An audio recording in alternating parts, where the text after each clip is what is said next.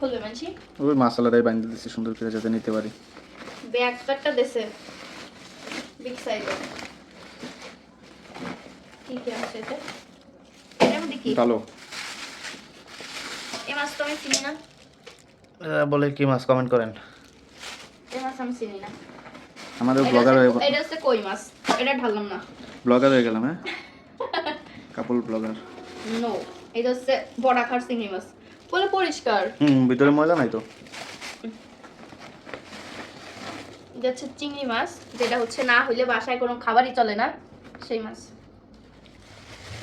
এটা কি? তেলাপিয়া। এটা তো এই যে বড় সাইজের একটা। দেখাও কোন সাইজ। কি এক পোয়া আনিস না 100 গ্রাম? কি 100 গ্রাম? কোনটা 100 গ্রাম? এটা তো দাদাকে দেশে হলি তো দাদারা এটারে কত কি লেজের থেকে আমাকে 200 গ্রাম দিন তো। 200 গ্রাম দিন তো দাদা ভাই। ইদানিং দেখি যে দাদার দেশের লোকেরা তোমাদের নিয়ে ভিডিও বানাচ্ছে। লজ্জা নাই দেখাই। মহিলা তাও আবার অকথ্য ভাষায় গালাগালি করে। ওই সমস্ত দেখার সময় আছে?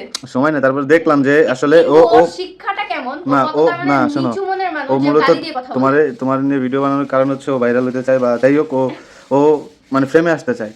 আমি দোয়া করি আল্লাহ জানে। আর তোমার আমি দেখছি যে তোমার নিয়ে ভিডিও করাতে ওর কোনো ভিডিওতে ভিউ নাই, কিন্তু যেটাই তোমার নিয়ে করছে ওইটাতে ভিউ বেশি। আমি দোয়া করি যাক জানি ওইটা আল্লাহ কথা না, ওকে কথা দেয়। হইতেছে যে ও যেভাবে অকথ্য ভাষায় গালাগালি করছে একটা মহিলা মানুষ ওইভাবে আসলে ঠিক না। তাতে সে যে জাতেরই হোক যে ধর্মেরই হোক ওটা কোনো বিষয় না, একটা মানুষ তার রুচি। এতে ওর পরিচয়টা ওর ধর্মের পরিচয়টা ও সুন্দর করে ফুটাই তুলছে।